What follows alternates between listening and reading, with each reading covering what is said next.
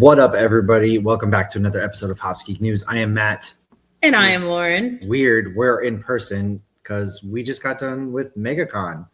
And we did a Daredevil panel. And so tomorrow is actually Daredevil Born Again Season 2, in which we figured we're going to sit here and talk in person, maybe? And recap Season 1 to get you ready, because I forgot a ton when I was rewatching. Yeah, no, I rewatched this season. I did forget especially how it felt like three different story arcs as they had pitched it originally as well. And it is weird. I guess it's kind of weird. Like, you never see us in the same room together. So this is special for you, special for us. But make sure you like, subscribe, share, follow everywhere you find podcasts. Help us grow. Go to YouTube, social medias. We are there. And there's no comic. We typically talk, beer of the week. So I guess we'll start that, but then we go into what we're reading or watching, and then we go into what we news. None of that. We're just going to go into Born Again. So what is your beer? So I'm drinking, thanks to my dad. He stopped at Tripping Animals and brought me back some Everhaze, which is a hazy IPA from Tripping Animals. And it goes with Daredevil because Daredevil takes place in New York, and that's where you can find alligators in the sewer. I am drinking Brain Radio, first of all, because Sideward is the best brewery in Orlando, but also because your husband saved this one for me. And because Daredevil has like brain radio because he can sense frequencies. A lot of brain waves, if you will. It's a New Zealand style IPA, and I really love, the New Zealand style stuff, a lot of those hops. And yeah, I'm in the bar area too, which is kind of fun. So the bar area, this is where the magic happens. But this is where we first met. I was sitting here. True. It is true. So let's dive into this. This was episode 1. Season 2 is going to be out tomorrow, March 24th. If you're listening to this later, it's out now. We are going to be live on the Nerd Initiative channels Friday, the whatever date that is, this coming Friday. If you're listening to this on Monday, 28 at 8 p.m. Eastern, because we are going to be doing a watch party on the Nerd Initiative channels. But Heaven's Half Hour. So this was the highly anticipated. We're finally back. We're at Josie's. Everything is happy. Dope, right? Cherry's retiring. There's a new vigilante named White Tiger out there bringing justice. Foggy has left the big time, man, and Matt and Karen are all flirting. Hey, they're having a moment. I personally have always been a Matt and Karen fan, which we kind of talked about at our panel. But yeah, Foggy goes outside. He gets a call. So he's going outside, taking a call from Benny. Matt's eavesdropping. Nobody gets any privacy around Matt. No. Imagine having a friend that literally can hear every conversation you're kind of having. Benny kind of wants to know where Foggy was, and that's when Bullseye ends up shooting Foggy.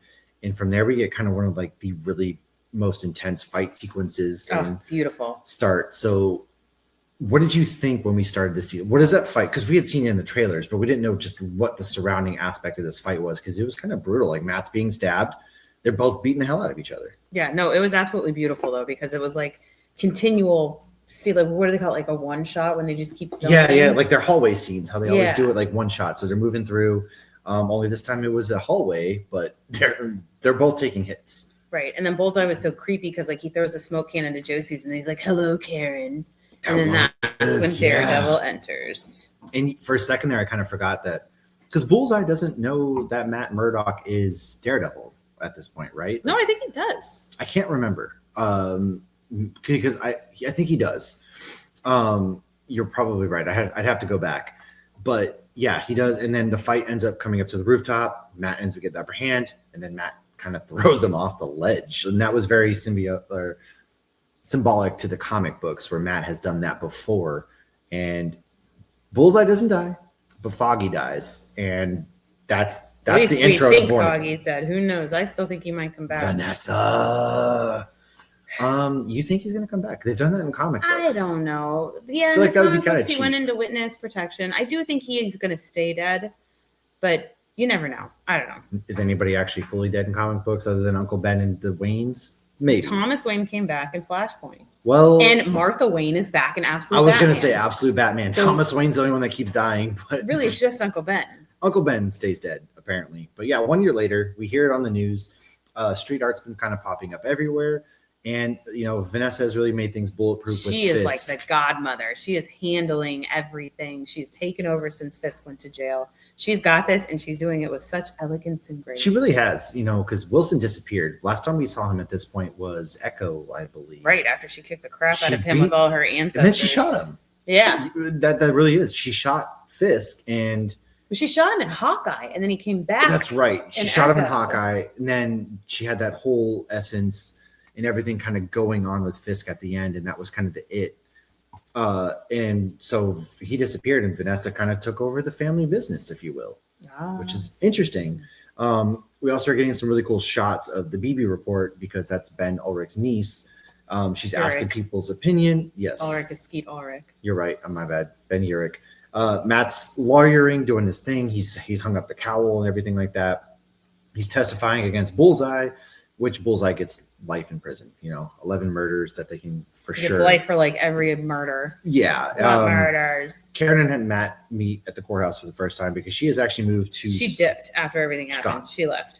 Because, and it makes sense. Like things really shook them, and Matt really kind of wilted away, hung up Daredevil. Everyone grieves in their own way. Yeah, and Karen went to San Francisco, which San Francisco is a very large point in the comics too for Daredevil. She got himself. her film career started. Her film career is there. Matt also was in San Francisco with Kirsten, who does appear in this. She does. Yeah. I wonder if we will see more of her because he does date her in the comics. He's in love with her in the comic books. And who isn't he in love with him? I mean, to be fair, Matt's kind of a I love you slut. So, but yeah, I San do Francisco. think he thinks he means it though. I think he does, but he's just a guy who feels strong emotions, and that's Just okay, I guess. Telling all these girls he loves them. Yeah, they end up talking. They have a bit of a disagreement. They talk for the first time. Matt's not Daredevil. Karen ends up walking away, but leaves the devil horn from his mask that was broken off that night.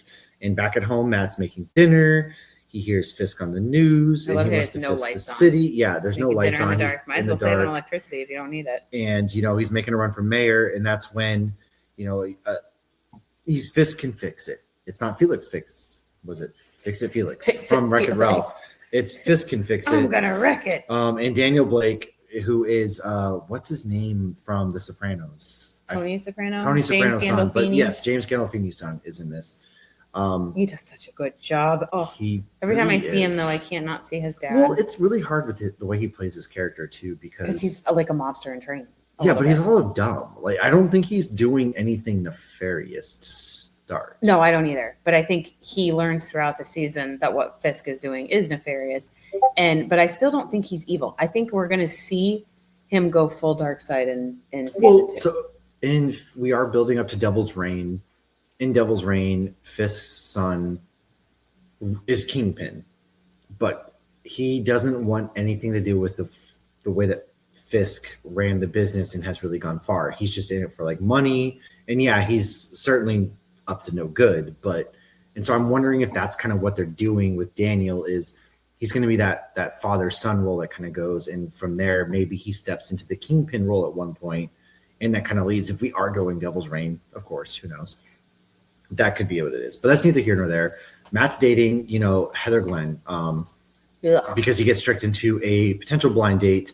She was told that Matt was looking for a therapist. Right away, she's rude. She needed an attorney. She was rude right away. He should have ran. Yes, and now they're smushing, right? As one does. Cherry's working for Matt. They have. I remember Cherry knows who Matt is. He knows Daredevil because he saw him take his mask off and be like crying when Foggy died. Yes. And after he threw Bullseye off, and Cherry walks up and he's like, Matt? And he covers for him. And they end up starting, he's kind of like their PI. Yeah.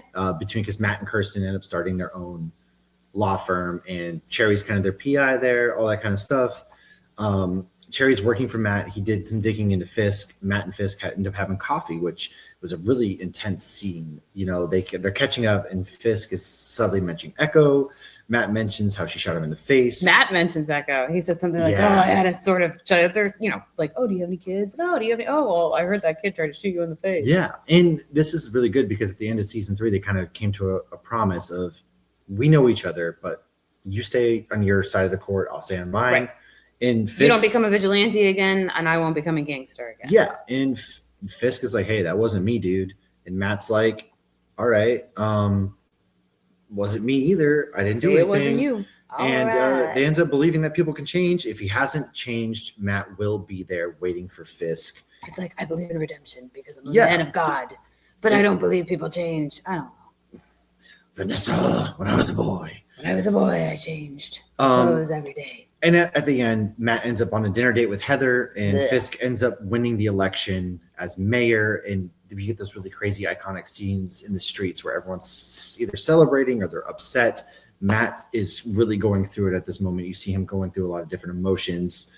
And then Fisk tells Vanessa that he knows about her affair at this point because he was gone, man. Like, the girl got needs, okay? And then at the end, we do see somebody drawing on the wall, and then Matt and Heather do end up kissing. So that's kind of how episode 1 ends. Yeah, and then when he's like all upset because Fisk died, she's like, "Oh, what's the big deal? Oh." Yes. And yeah. Okay. So now we're on to episode 2, Optics. Fisk gives his first mayor speech, talking shit about people in spider costumes and devil costumes. And we see a man with flowers waiting for a subway. And then he ends up intervening on a fight that's going on. The guy getting attacked, though, suddenly flees. And the 2 attackers continue to fight until one of them falls in front of an oncoming subway, which is so hard to watch. Yeah, we've seen that. Seems like something that happens a lot more than I thought it did in New York. I've seen people like pass out and they fall off, or somebody pushes somebody onto the subway. I guess it was just something random. I thought only Matt Ben Affleck's Daredevil did that. But unfortunately, the one survivor of the 2 attackers pulls out a badge, and he's NYPD. And apparently this was an undercover sting that this man with flowers that was trying to do good ruined. So Fisk's little PR person basically tells him that Vanessa is not being public with him is actually hurting his image, and she needs to come out, and he needs to show she's that the first lady in New York, man. Needs to show that him and her have a real good marriage. Matt is talking to a client, and he hears Hector Ayala, who was the guy with the flowers, getting beat up by cops. And they're telling him, like, you're going to confess to killing this cop. Matt decides he's going to step in, and he can tell he's lying about something, but he knows he's not lying about the fact. He's not telling the truth. Like, yeah, like he's telling the truth about what happened, but there's something he's hiding. Right. Yeah.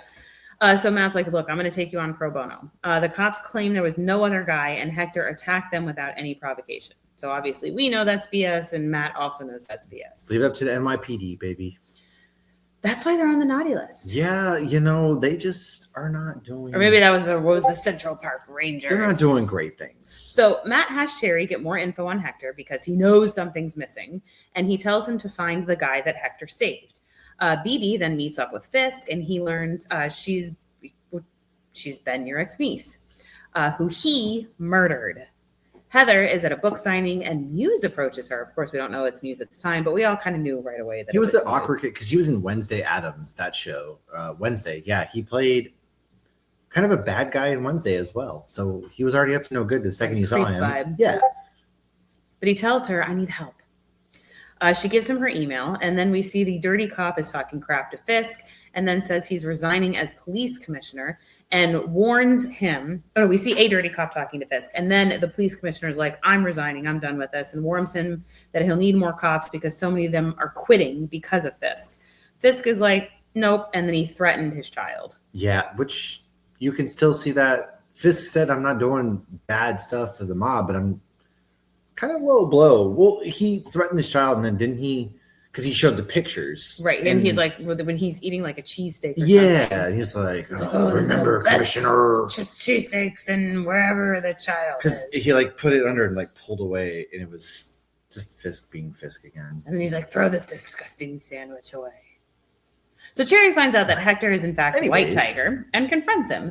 Matt tries to get the White Tiger identity suppressed as evidence. Matt wins this one. He then goes to follow the guy Hector saved, and he hears a gun cock. Oof, that's when it's about to get good. He knows he's in danger, so he calls Cherry and goes to the guy's place. The dirty cops are there, and Matt tells the guy that Hector saved, he's like, "Get out of here. Go now. I have a guy waiting for you. You need to leave," because he can hear these dirty cops. This is such a great scene too, man. Matt then opens the doors for the cops, and of course they recognize him as the attorney. Main evil guy that was in the attack slams Matt against the wall, and we see a tattoo on his wrist, which of course Daredevil didn't see. And then they both start to beat the crap out of Matt, which was obviously a horrible move on their part. And they go to actually shoot him. They're there already to kill the one guy, and now they're like, we're just going to kill. They're extra dirty cops. Yeah. And of course the tattoo was the Punisher logo. And well, Daredevil is back. They're both not.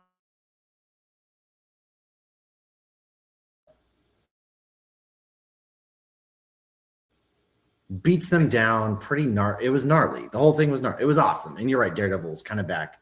It's like when you quit smoking and you smell it and you take I'm gonna take just one hit, man, I guess, or whatever it is. I don't know. I don't smoke, but he then just like screamed like a lion. Like, well, he was because he was pissed. He's like he's trying to do the right thing, right?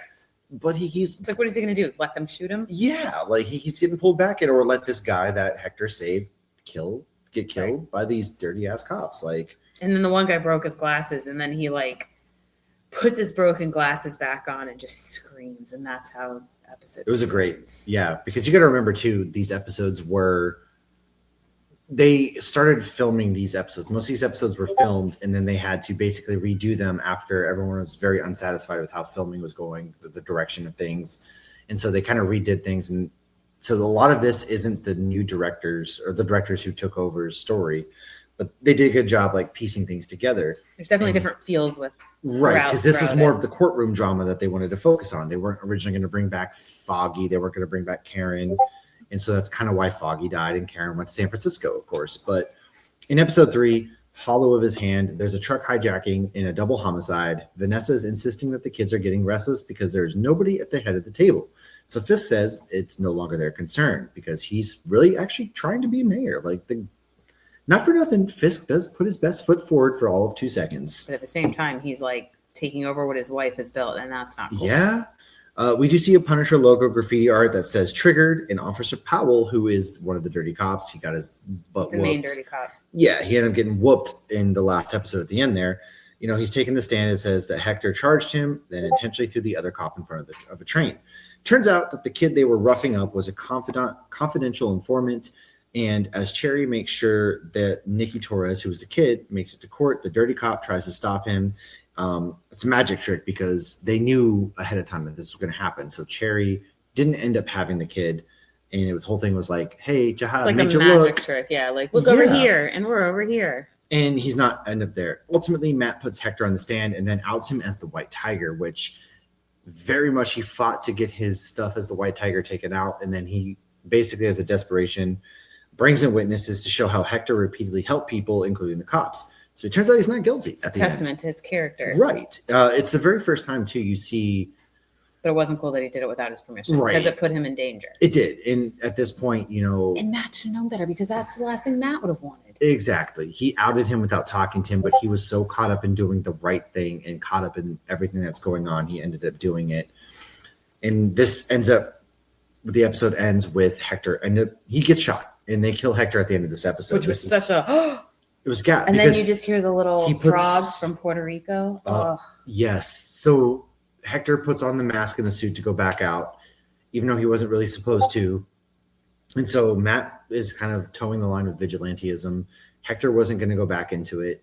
And it turns out that they both kind of went back on that. And then Hector ends up shot, and we're not sure what happens. Which takes us to episode 4, Sic Semper Systema, where at this point, Hector's teenage niece knows that it was dirty cops. She's mad. She's sad, like understandably so. Like her uncle was killed. This is when we then see Muse carrying a body, which then shoot to Daniel, who is a young Tony Soprano, is going out drinking with BB and mentions a recycling thing to BB that Fisk is working on. And then out from there, she breaks the story about the whole thing. You know, there's a leak in Fisk's camp, which is not going to go over well for Fisk at all, because this leads to one of the funniest things in the entire, because Fisk is sitting there and we get the repetitive, "We built this city." And it's just the kids singing, "We built this city." And then they have to listen to it in a different language too. And he's not having it. We're going to sing another song. He's like, no, that's okay. That's great. You guys are great. You guys are awesome. So much talent. And meanwhile, you know, Daniel off to the side is there like, "Hey, I messed up. Like, that was me. I'm sorry. I had too much tequila." And then, you know, they go back and Fisk is raging at the office. And that's when Daniel actually stands up and says, "Hey, man, that's me. I'm sorry. It won't happen again. I promise you," and throws himself down there. And we all think old Fisk would have killed him. Yeah. Old Fisk would have done, because I think he sees himself in this kid. I think there is something familiar. I think this is the first time that he actually does see himself in this kid. You're right. To me, it's the first time. It kind of reminded me like penguin. Oh God, that is still like the saddest ending. Oh my God, the worst, absolute worst. Amazing. I still hate that ending worst. because it's so sad. But you're right. He does kind of see himself in Daniel and says, "Hey, don't let that happen again." And he ends up promoting him, you know. And Matt's going back to where Hector was killed, and he's kind of like messing around. He ends up rolling like an empty shot. I call them nips, little shooters for people who don't know what that is. And that's when he ends up finding the bullet, and then it leads him to Frank, who's been hiding out because Matt finds the Punisher bullet on the Punisher logo on the bullet. Now Frank thinks that they're arguing, old married couple, as we all see as we get fancy things. Matt's basically they're arguing like back up against the wall. Frank's all grizzled, talking crap to each other, and then Frank says Foggy's name. I love hits this, hard. Though. They really did act like a married couple in this. And I genuinely loved it because Frank was trying to help him. And he's like, look, you got to feel your feelings. You got to pull it out. And he's like, I know pain. Like, you lost your best friend. Yeah, that sucks. Frank lost his wife and kid was right. But murdered. Matt doesn't know that level of love because he doesn't have kids.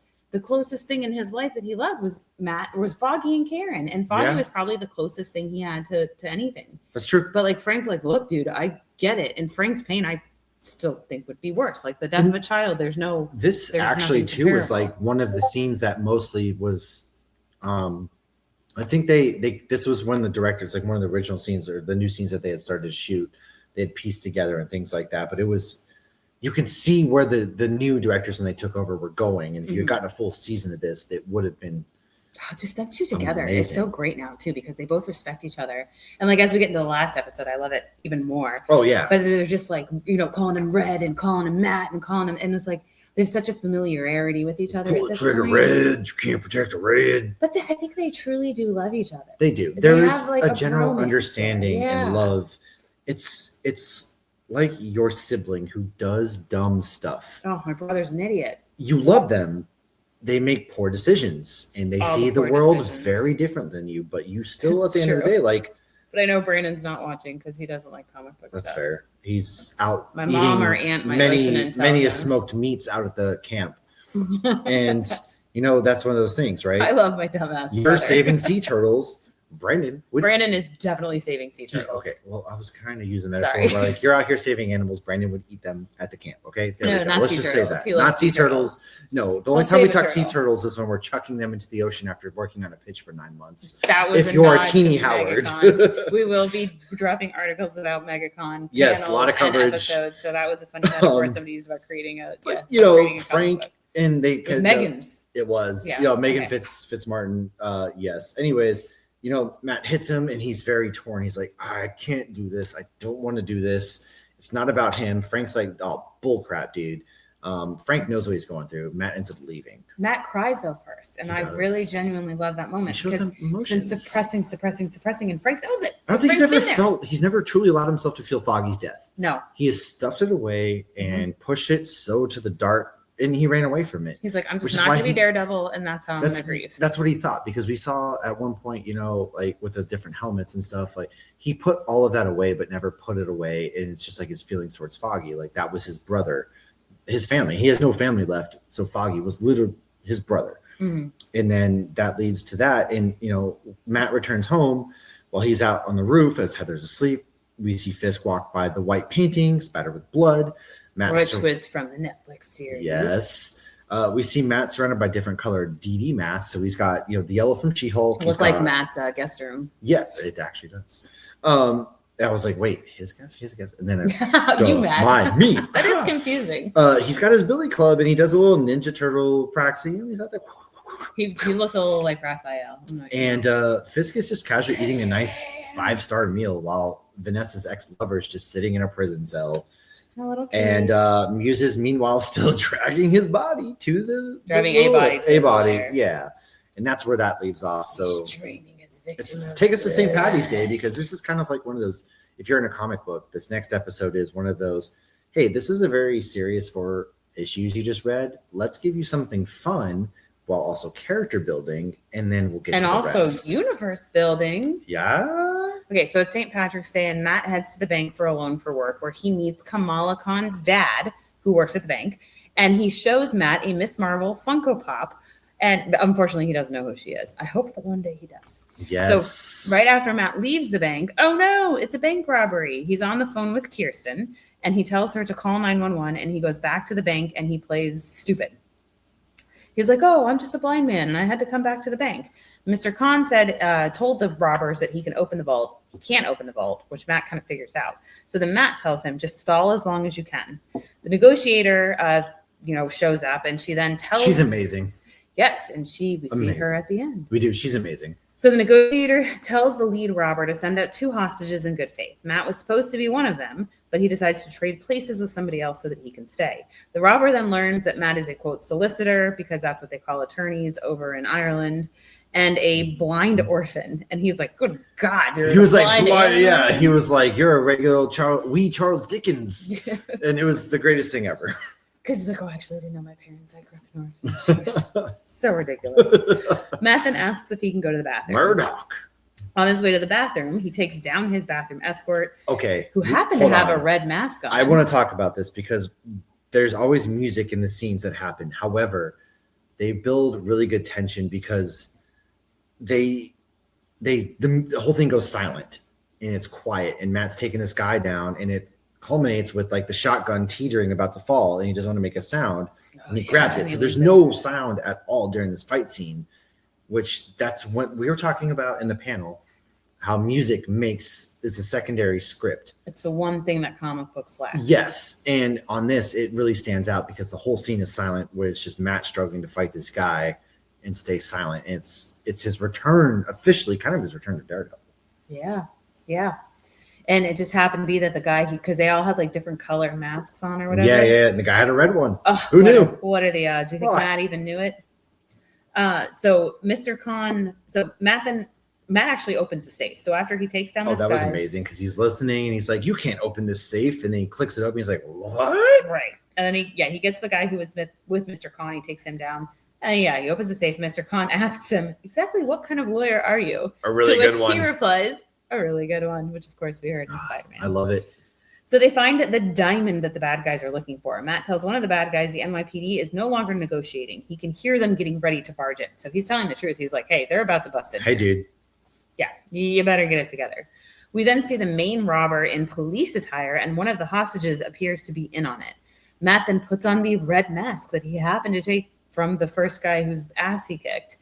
And then I hate this part. So he puts on the red mask, and the blind stick suddenly becomes billy clubs, and pow goes the lead robber's face, and crack goes his leg. Okay. It's brutal. Lights out. The way he jumps onto that man's leg God. Oh my God. He, like, there's that fight, they're going back and forth, and then Matt just like jumps and like, rah! On his leg. Just right down on it. But he didn't kill him. No, he didn't. What percentage? It's like Batman, right? Like, did he die later though? Like, he could have had like an embolism Did he get in his leg. sepsis from Yes. that? Did he get blood clots? Right. But that's not his problem. He didn't die. He was alive when he got to the hospital, maybe. Not my problem. So Matt goes back to the bank to check on Mr. Khan after all of this, because we see the lady who thinks the one who is the hostage thinks she has the diamond, but really she has a piece of candy. Then, Daredevil goes back and he's just checking on Mr. Khan. And he's like, oh, I think I will have one of these candies from your candy dish that he had offered him at the beginning of the episode. Then Mr. Khan invites him to dinner with his daughter, Kamala. Miss Marvel? And he's like, I am going to do that one day. And then Mr. Khan notices the diamond in his candy dish. That's fun. I didn't realize, because he's very open about his daughter being Miss Marvel. Mm-hmm. Because he has a Funko Pop. Yeah. I didn't think that her identity was as out like that. She doesn't wear a mask, and she's a big superhero in her community.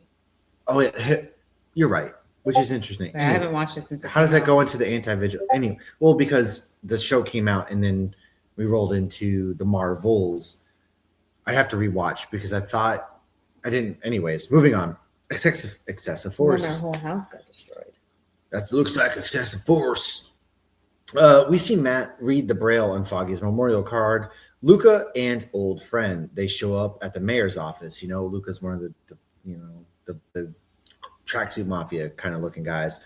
Heather's concerned, meanwhile, that Matt is not processing his recent bank robbery experience. She's very diving into like the She therapy. makes some good points though. Like, dude, you were held up in a robbery. I'm fine, Heather. And then that's when she announces, like, hey, my next book, it's gonna be about vigilantes. And Matt's like, oh, why they wear the mask. And at that point, Luca's talking down to Fisk, basically talking crap to him. And too big for his track shorts. Heather then asks Matt, which I thought was a little bold, do you think you can get me an in with Frank Castle? Give me an interview with Frank. That was a little like, he's Heather. Like, he's like, the Punisher? What the hell? He laughs, and Fisk at the same time. There's a lot of parallels, which I love. They go back and forth a lot in the because seasons. Matt and Fisk are two sides of the same coin. They really do it a lot. It's really good this season, yeah. And she then asks about Daredevil, and at that point, saved by the Uber, which then Fisk then learns that the murals popping up everywhere are made by human blood because the trash people found out. Because they couldn't get the blood off. Yes, they couldn't get it off, and that's how they figure out it's blood. And Fisk is like, he's using organic material that's very conscious of the environment. It's very green. Muse is wrong, but like he's not a bad guy. If you're talking about the environment, he just killed some people. It's pretty bad guy. Anyways, Heather's niece shows up at Matt's office, or Hector's niece, excuse me, shows up at Matt's office, telling him their uncle's onto something there. Matt really doesn't want to listen because he's like, no, can't hear you. I'm blind and deaf all of a sudden.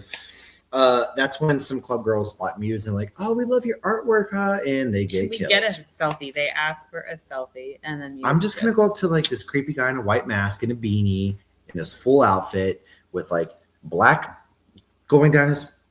I'm sorry, but couldn't be me. I'm white, but I'm like not that white, if you see what I'm saying. Anyways, back at the political fundraiser, we see Kate Bishop's not stepdad, the swordsman. He's telling Fisk that his obsession with vigilantes is not great, and they are all looking down on him and see his port project as kind of a self-serving type of thing. And as Fisk gets called away, Vanessa's just mad. She's like, not kosher, dude.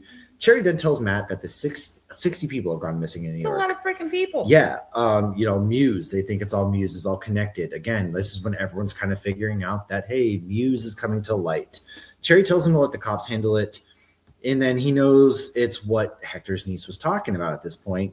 When we then meet Cole North, who's very different than comic book Cole North. So comic book Cole North is somebody who's a good guy who cares. He is. And he ends up shooting Daredevil in the comics, but it's not out of hatred. It's more of like, hey, I'm trying to do the right thing. And it's but he's literally on Daredevil. He thinks Daredevil killed somebody. He ends up shooting him. But in this, he's a very crooked cop, and you get that whole scene where like, oh, they thought my methods were so blah, blah, blah. But, and that's kind of how it is. That's how he gets on the whole task force, all that crap. Matt gets a call from the Ayala house. Angela, the niece, has disappeared. She went to investigate Muse on her own. He ends up calling 911 that ends up saying, screw this, I'm hanging up, whatever. Meanwhile, Muse is carrying Angela to the sewer lair of hanging bodies like his Jeepers Creepers. Oh, and I never saw that scene because I closed my eyes. This is when, like, oh my God, this is one of the best sequences in any Daredevil that I have watched live action. Because you got Muse, he's doing his thing, he's putting all the, like, they're very visceral about how he's putting the tubes in her veins. It's all, first of all, like, nothing sanitized. Like, girl, I hope you don't have long-term disease. Because how many other veins did those things go into? Gross. I didn't think about that. Yeah, disease. Like, I hope she got herself checked. And second of all, he goes out, Muse goes out, and he's looking, and then you just see Daredevil like whap into the concrete, swing himself in, punch Muse. They're going back and forth. And it's just like so much anger in every hit. And there's a scene where Muse is laying on the table, and Matt just hits him in the head 3 times. I'm like, oh my God. Like, going at it, man. And another thing about this scene that I really like is Muse gets his hits in. And it's very different than comic book Muse, where comic book Muse is very on par. But there's points where like Daredevil's powers. Yeah, he gets the knife and he actually makes contact with Matt's helmet and it sparks. And it's like that's those details, man. It fucking rocks. It is so good. This fight is so good because Matt's trying to make sure he's listening to Angela's heartbeat. They're beating the hell out of each other. Feels it fading. And Muse is holding his own, and then eventually Matt was hanging Muse. Matt was gonna hang Muse and kill him. He was gonna kill him. He was killing Muse on sight. I think it was him or Angela. Yeah, and then eventually he hears that Angela's heartbeat's basically done. He stops and goes to do CPR, and Muse gets away. And this episode kind of ends when Fisk is opening Vanessa's ex-lover's, whole thing, gives him an access. Hey, let's do this.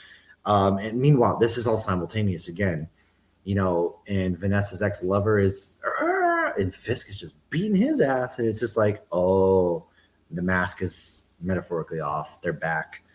We are back. I have been just ranting about this fight sequence. What did you think about it, though? Oh, it was dark and good and amazing, and the bodies hanging everywhere were so creepy. But I didn't think they were gonna let Angela die, especially after no. We know she's gonna have taken the mantle, But yeah, we knew he was gonna end up saving her. I definitely didn't expect Muse to die because I thought he was gonna be lasting for the rest of the season. We'll get to that because I think in this next episode, right? Because this was 8 episodes total. 9. So we're about to get to the kind of crescendo of it all. So we're on 7 take us now. to episode 7. Art for art's sake. So Angela tells the cops she was rescued by Daredevil, and then she actually is able to lead them back to Muse's lair. So she was able to remember where to go. Fisk is not happy because they had a deal: no vigilantism and no gangsterism. Meanwhile, Fisk was already broken. But Fisk, yeah, okay, time out. My boy Wilson's over here pot me kettle. Oh, 100%. Dude. All the bad guys are like that. I know. They rationalize it. He's not a bad guy in his head. I'm not a bad guy. All right. So as Matt showers, you see blood pouring down the shower drain, and Heather steps into the shower, acting all, ooh, and then she's concerned. But it still ends up turning to sex, and then concern again. Oh my God, you're all scratched up. Yeah. This is a time to be What happened? You're bloody. Yeah. Heather, you probably also need a therapist, but whatever. She definitely does. He tells her that he fell. She's not buying it, but of course he has, I can't see, lady, I fall all the time. She tells him he has to stop pushing his trauma down. They end up saying I love you, which felt like such fake I love you. Oh, it was fake. Also, they started dating. It felt, in Jingle All the Way, when he's like, Liz, you're like a wounded foal. That's what that makes me think of when Heather's like, Matt, stop pushing your emotions down. It's like, all right, okay, you just want to save somebody, Miss Therapist. Yeah. Whatever. I mean, Matt would be a great subject for a therapy book, but... Oh, yeah, no, Matt's messed up, for sure. So Cherry refuses to help Matt track down Muse. He's like, come on, dude, you said you weren't going to do Daredevil anymore. Who then shows up at Heather's office as a patient. So Muse is at Heather's office as a patient. The cops believe Muse is Bastion, so they figure out his identity. They narrow it all down via his art supplies and everything. He was committed when he was 15, and there's a whole lot of more crap there. He's also really good at Taekwondo, but hated it. His parents made him go. His Taekwondo teacher showed up dead after about 3 months of training with him. I hate this whole Muse. It's like Hitler. Muse just wanted to be an artist. Because in the comic books, Muse doesn't have a face. He's not there. He doesn't have any. There's nothing, no backstory. Muse just is. He shows up. He talks a bunch of crap. Well, we don't know how true this backstory is. And Charles Holt, Muse doesn't, because they unmask him in the final. I just bought that comic at Megacon. Okay, I can't. So calm yourself. All right. Okay, so he just wanted to be an artist, which he is now, and he says Heather is his muse. Bastion gets a nosebleed all of a sudden, and he uses it to draw. Here's some Stranger Things. He sees that she has figured him out, or maybe supernatural. Maybe he's drinking demon blood. Maybe. She then begins crying because it's very obvious she knows what's going on. So he knocks her out. Meanwhile, Matt is at Muse's lair and starts feeling the paintings and the texture on the paintings. He realizes there are many that are the same, and suddenly he realizes it's Heather. Because remember when Matt felt her face, pretending to be blind. Apparently, Muse is that good of an artist that Matt could feel Heather's face and then feel the paintings.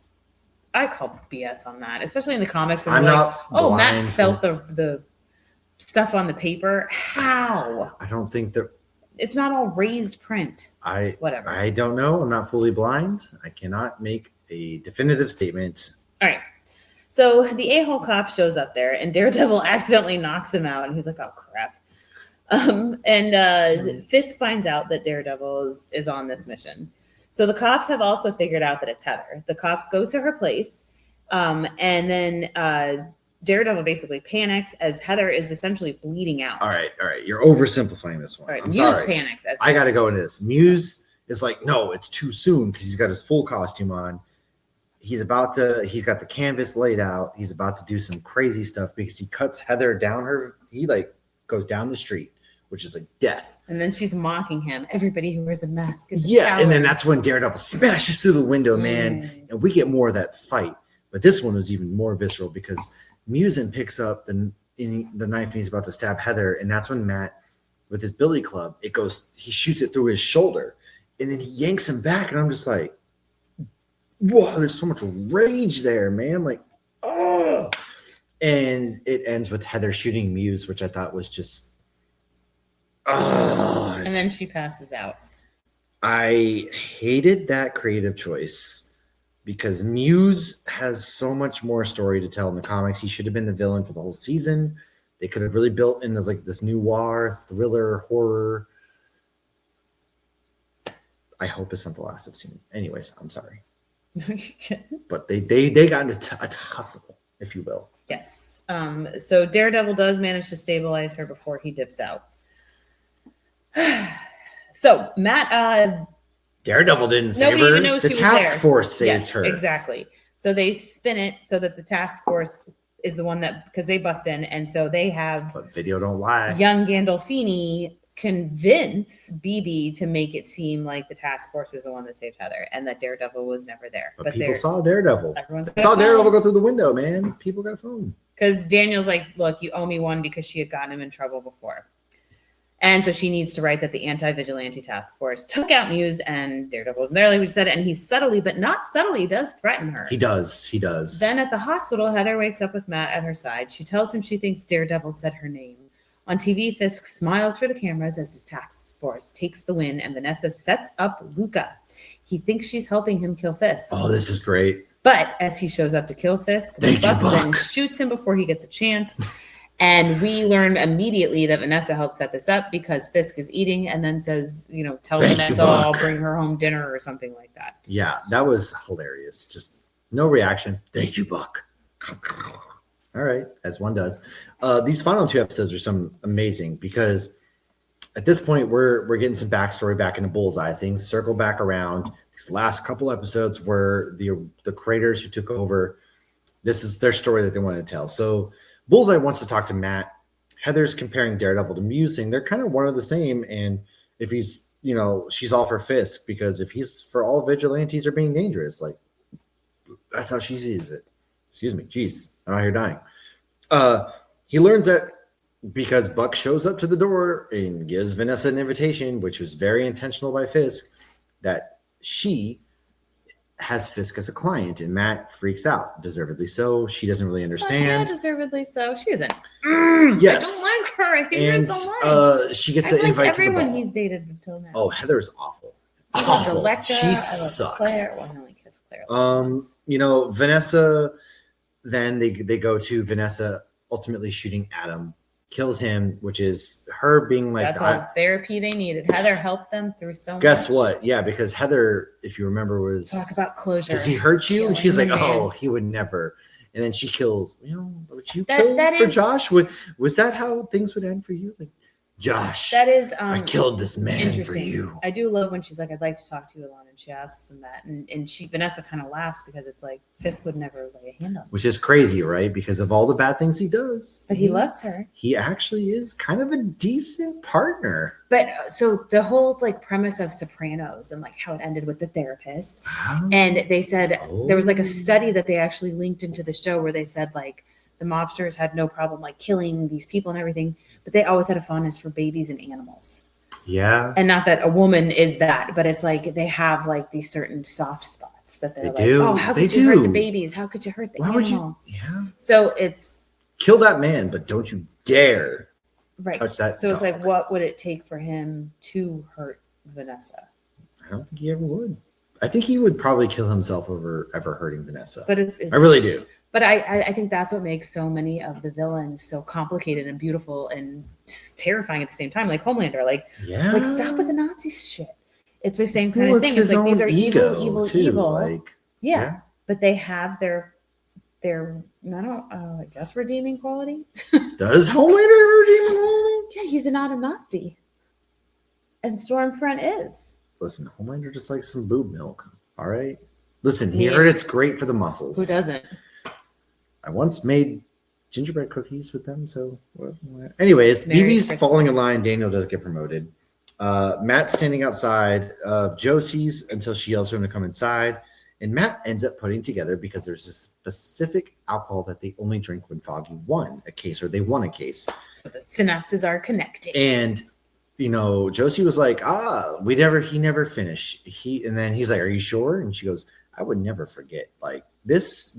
And then he puts together, he was celebrating. They won the case. About alcohol. And he was celebrating early because they were going to win the case. And that's when Matt decides to go visit Bullseye. And he's like, why does Fisk want you dead? He moved you to Gen Pop. Why does he want you dead?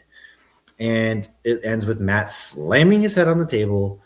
And officer, I'm in here. He just starts hitting his head on the table. And that's when, like, oh, you psycho. Yeah. And Bullseye's like, thank you, counselor. Yeah. And it was really cool and everything like that. And that ends with his tooth being knocked loose. Right. Bullseye's getting like stitched up, and you feel him like feeling. Do you think Matt did that on purpose to get him loose? No, I think no. He was just in a rage. I think he let his emotions. Because he was like, I want you to guarantee me XYZ, and then I'll tell you the story. I don't think he wanted him out of jail. Because people speculate, but then like you got to know, man, if you bang your. I don't know. Matt's unhinged right now. He is. He wasn't because I'm with you. I don't think he did it on purpose to be like, oh shit, he's out. Yeah. Because now we get to Fisk's ball, and you see the swordsman again is being pulled in and basically threatened. Because Bullseye had escaped. He's dressed as a cop on the bus. Yes, it's very, think of any Prison Break movie, and that's kind of how it was. He's hey, rough day, because he's all beat up, and he's like, but Matt now or Heather's by herself at the ball. She's interacting with Vanessa, all that kind of stuff. Matt's not answering his phone. Thank you, Heather, so much. You really helped our relationship because I murdered the guy. We don't need to go anymore. Yep, we don't need to go to therapy anymore. And then Heather takes that as I'm a great therapist. I hate her. Yep. So they feel they're good now, and then Matt shows up late. He tells her about Poindexter. She does now approve. What? She doesn't approve. She's like, what are you doing? She's not. Why are you doing this? He's like, I promise. I'm sorry. Blah, blah, blah, blah, blah, blah. And then as she's talking and Matt's like, I promise I'm here. He's listening to the swordsman's conversation behind closed doors where Fisk is threatening him because he knows he's the swordsman. And he's talking about the anti-vigilante stuff.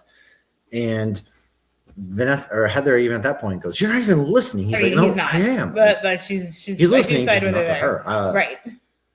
Listen, can relate. I've had those moments, but also Jack like I'm not listening to Heather either. So Jack, who is not Kate Bishop's stepdad, is anybody who's not who that's not making sense to. He was the guy in Hawkeye that was dating Kate Bishop's mom, and they were like engaged, and then Kate Bishop's mom went to jail because she was working with Fisk. So, that's what I did not remember. His name was Jack. So clearly at this point in watching the show, I've realized his name was Jack.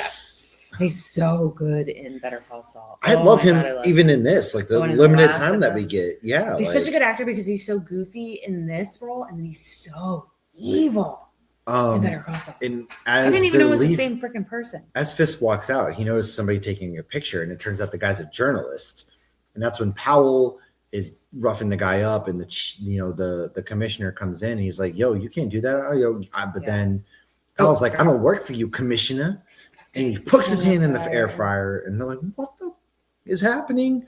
Not an air fryer, straight up boiling hot. Sorry, I was thinking air fryer, but it's a fryer. Because we just had the air fryer on. Powell's doing all that. Also with Jack, not her stepdad, he's like, that was an isolated incident. He's referring to Hawkeye. Yes, yes. And it kind of does all come together.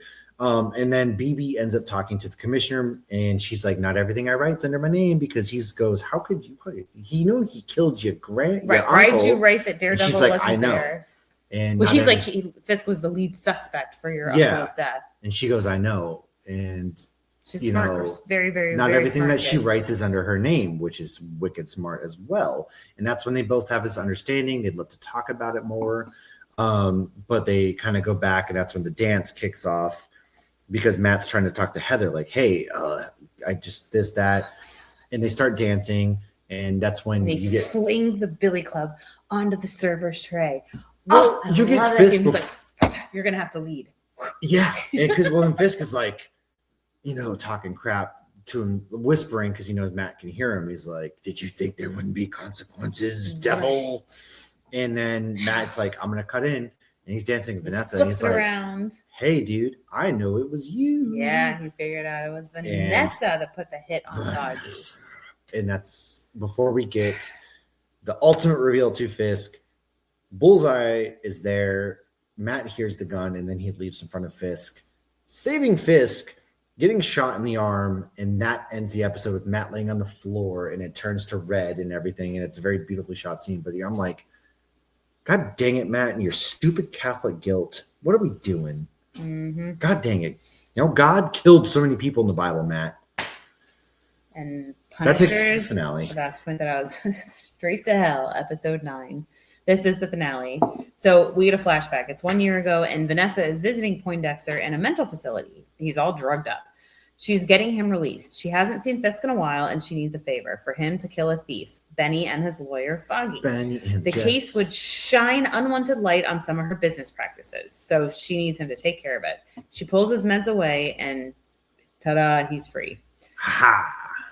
Back to the present. That's how it works, by the way. Matt wakes up in the hospital and he asks for Karen. Of course, Heather's all bent out of shape about that. Oh my God. Unconscious and was just shot. Dude just got shot. He comes out of unconsciousness and he's like, Karen. And like, okay, I get that. You're saying another woman's, but also if you know anything about Matt, the man that you've been with for like a year, you kind of also know that Karen, him and Foggy were very close. Right. So the man's drugged and you're up. like, stop suppressing all your feelings, but don't have those kind of feelings. You can't have feelings. I feel Matt. like her issue is she thought like, okay, I'm dating a blind man. I think she expected him to be more vulnerable than he is. Or and like need her. Yes. Matt, she's like, and I feel like she's upset that he's independent. Yes. Yes. You're like a wounded foal. Yeah, I think that's what she thought. Like, oh, this guy's blind. Like, she just wants somebody that needs her because she needs to feel important. Blah. Okay. So Poindexter's still at large. Matt's law partner is also there with Heather. And he tells her that Vanessa put the hit on Foggy. They both think he's nuts. He's like trying to tell them, like, look, I figured this out. And it's so interesting because he was used to like Karen and Foggy believing everything he said. Yes. And now he's got and Cherry are like fighting him on everything. It's like. So Fisk tells Vanessa he knows. He then tells her she moved millions through the ports. Now they can move billions. And then Heather acts all self-righteous and dips and leaves Matt at the hospital as Matt tries to piece it all together. Fisk asks about Matt's condition, and he suggests that Matt should succumb to his wounds. A dead hero is better than an alive vigilante. Fisk then tells his campaign person to send anyone not completely on board home. Get them the hell out of here. Buck then heads to the hospital. Buck is, of course, Fisk's little like go-to man. It's like his new Wesley, yeah, but he's not as good as Wesley. Wesley was the GOAT. Okay, Wesley was the GOAT. Buck is a wannabe. He thinks he's so tough, and I'm curious because in the comics he has some powers.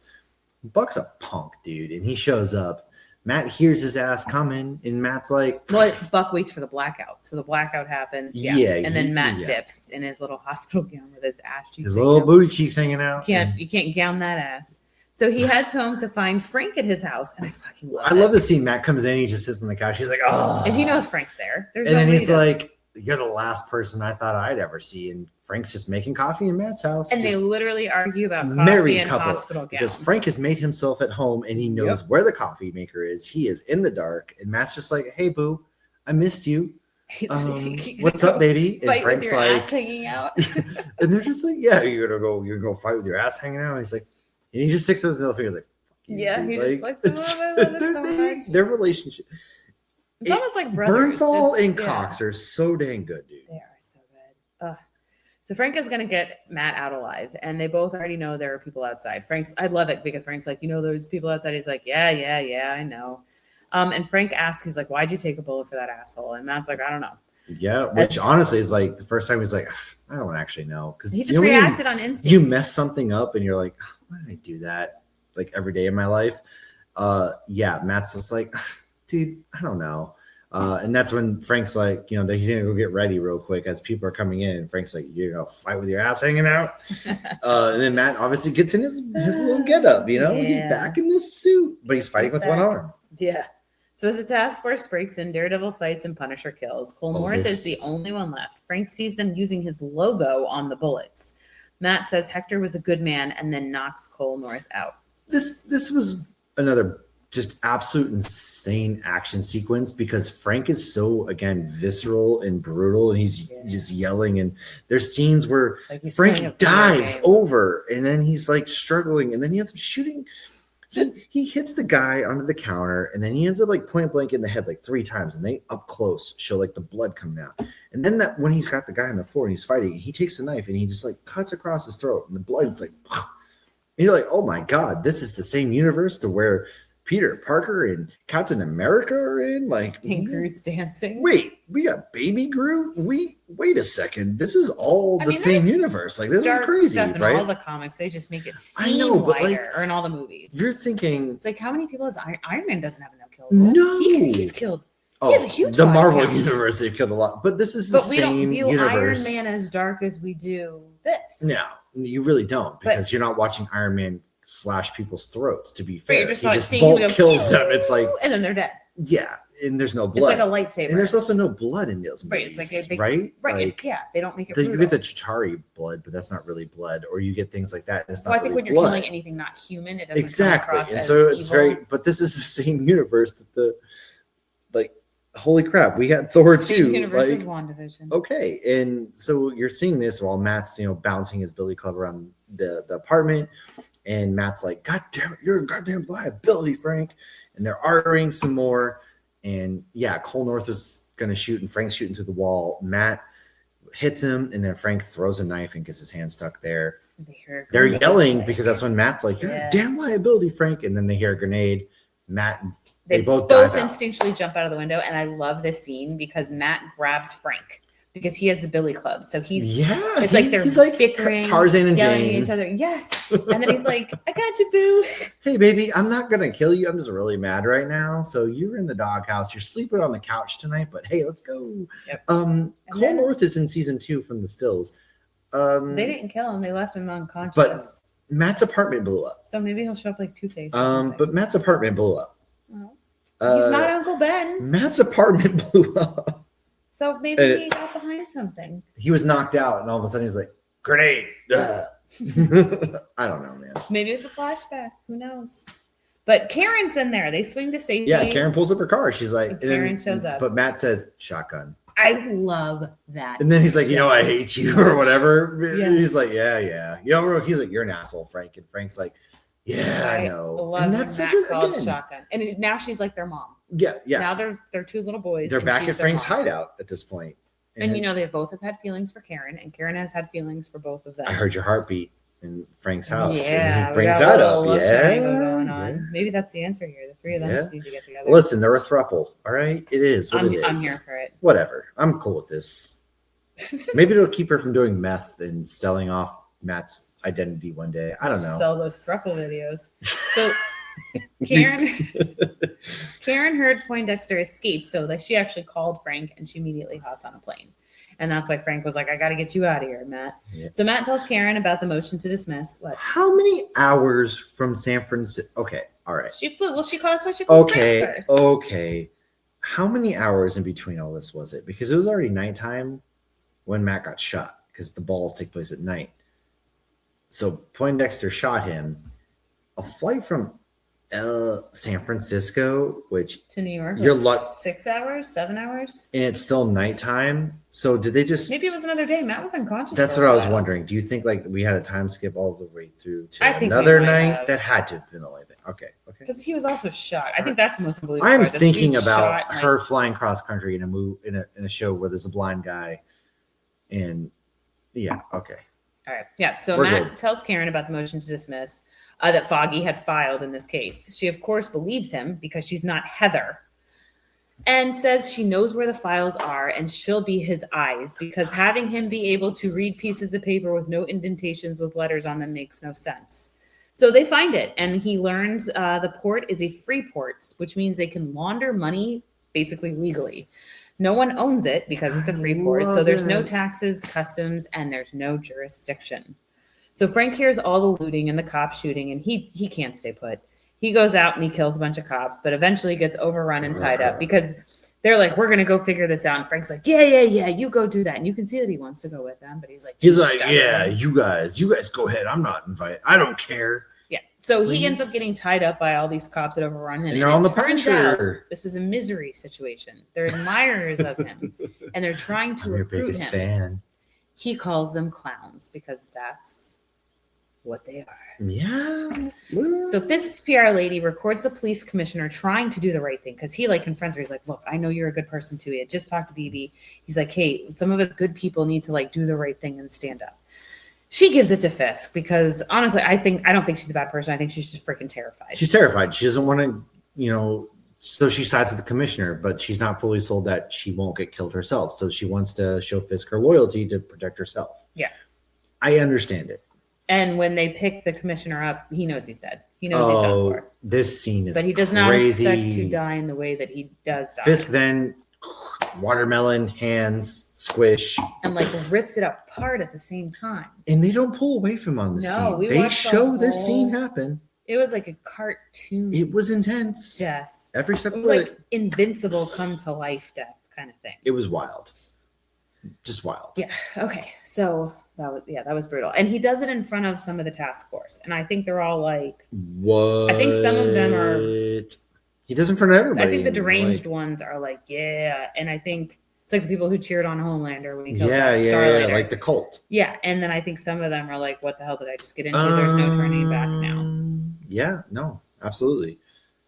And that's kind of when Matt and Karen are overlooking everything, and they're like spying on the port. They're like hidden, and they're spying on what's going on in this free port. We need an army. We got to go get an army, and they're going to take the city back because they built this city. Heather ends up meeting with Fisk, and she's now the commissioner of mental health. All the lights are back on. RFK, yeah, her and RFK are doing cocaine on toilet seats and doing workouts in jeans.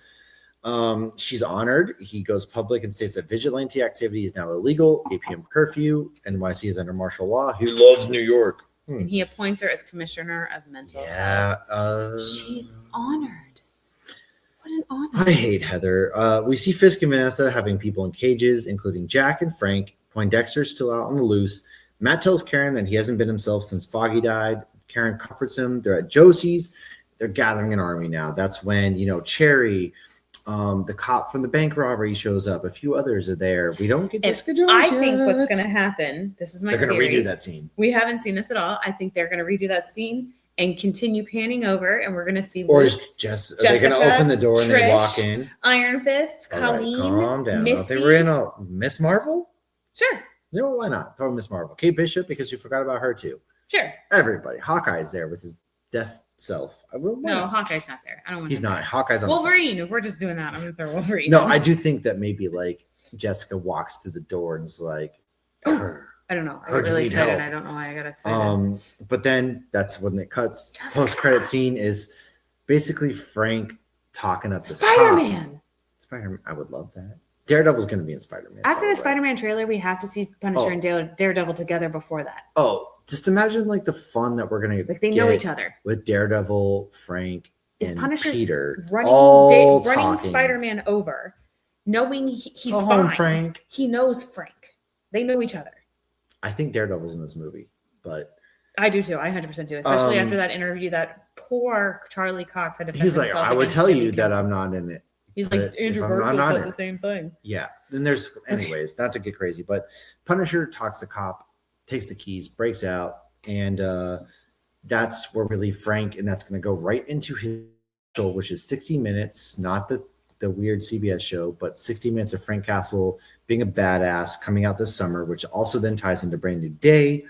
And that's where we leave the MCU and everybody at this point in time. Yeah, do we get 2 episodes of Daredevil releasing? I think it's only 1 episode, which fine if you must. But that's kind of our Daredevil Born Again season 1 recap. I can't wait. This show just exceeds my expectations. We have not gotten to see any of it yet. People have been raving about it, and I'm just ready. I'm just so ready. I've been waiting a year. They're already starting to film season 3.